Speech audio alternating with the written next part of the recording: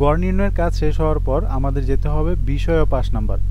গড়ভিত্তিক কন্ডিশনের আরেকটা অংশ বিষয় ও পাস নাম্বার। এখানে ক্লিক করলে আমরা শিক্ষাবর্ষ নির্বাচন করলাম। নির্বাচন করার পর আমরা প্রথম সাময়িক পরীক্ষা নির্বাচন করলাম। করার পর আমরা প্রথম শ্রেণী বালক নির্বাচন করলাম। এরপরে এখানে কিতাবের অপশন থেকে যে যে কিতাবের পরীক্ষাটা হবে ওই কিতাবটা আমরা এন্ট্রি করব। আমি বাংলা দিলাম।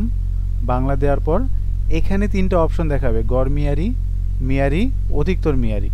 এখন আমার কিতাবটা যদি গড় মেয়ারি থাকে তাহলে আমি গড় মেয়ারি নির্বাচন করব, মেয়ারি হলে মেয়ারি নির্বাচন করব, আর যদি অধিকতর মেয়ারি হয় তাহলে আমি অধিকতর মেয়ারি নির্বাচন করে সেভ দিলেই হবে।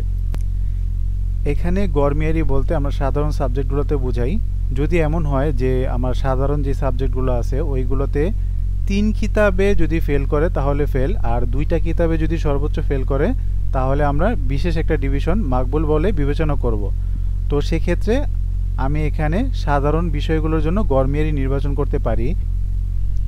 মেয়ারিটাও এক প্রকার গড় মেয়ারির মতোই কাজ করে। আর অধিকতর মেয়ারি হচ্ছে আমাদের বিশেষ বিষয়, যেগুলোতে 1 কিতাব বা 2 কিতাবে ফেল করলেই ফেল। বিশেষ করে যদি কোনো কিতাব হয় যে কিতাবটা সবচেয়ে গুরুত্বপূর্ণ, ওই বিষয়ে পাস করতে হবে, সে অন্যান্য বিষয়ে 2 কিতাবে ফেল করলে সমস্যা নেই, কিন্তু এই কিতাবে যদি এক বিষয়ে ফেল করে তাহলে সে ফেল। এমন যদি কন্ডিশন থাকে তাহলে আমরা ওই বিষয়টাকে অধিকতর মেয়ারি হিসাবে চিহ্নিত করব। চিহ্নিত করার পর আমরা এখানে সেভ দিব। তারপরে আমি ইংরেজি দিলাম। এখানে পাস নাম্বার 35 রেখে সেভ করলাম। যদি আমাদের পাস নাম্বার পরিবর্তন হয় তাহলে এখানে পাস নাম্বারটা পরিবর্তন করে আমি সেভ দিলে হয়ে যাবে। এখানে আমি আরেকটা নির্বাচন করলাম, অঙ্ক। অঙ্ক নির্বাচন করে আমি অধিকতর মেয়ারি রাখলাম, আর এখানে পাস নাম্বার দিলাম 50। দেওয়ার পর আমি এটাতেও সেভ দিলাম।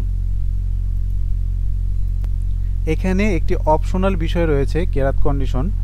আপনাদের যদি এরকম হয় কোনো বিষয় থাকে যে কি বিষয়ে পরীক্ষা হবে, পরীক্ষার নাম্বার এন্ট্রি হবে, কিন্তু ওই এন্ট্রিকৃত নাম্বারটা আপনাদের রেজাল্টের সাথে যোগ হবে না, তাহলে আপনারা ওই বিষয়গুলো কেরাত কন্ডিশন হিসাবে রাখতে পারেন। আমি এখানে যে কোনো একটা বিষয়, বাংলা দ্বিতীয়, আমি কেরাত কন্ডিশন হিসাবে রাখছি। রাখার পর আমি সেভ দিলাম। তাহলে আমার এই কিতাবটা আমার নাম্বার এন্ট্রি হবে, কিন্তু আমার মূল নাম্বারের সাথে এই নাম্বারগুলো যুক্ত হবে না। আবার কেউ যদি এই পরীক্ষায় অংশগ্রহণ না করে বা ফেল করে তাহলে সে ফেল।